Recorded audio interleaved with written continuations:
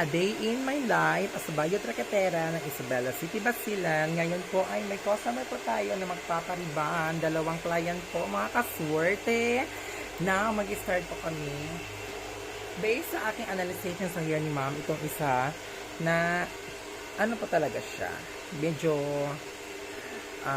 Medyo may damage yung baba ng hair ni ma'am. Pero magagawa natin ng paraan. So, watch po mga kaswerte. So, as you can see mga kaswerte, ito po yung hair ni madam. Very kinky po siya mga kaswerte.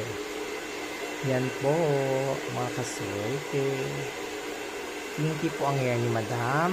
Bale, gawan natin ito ngayon ng paraan mga kaswerte. Yan po.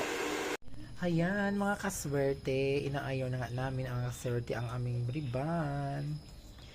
Yan. Yan po. At as you can see mga kaswerte, is gabi na po mga kaswerte. Yan po. Ito na po yung final result sa ribbon natin kay madam.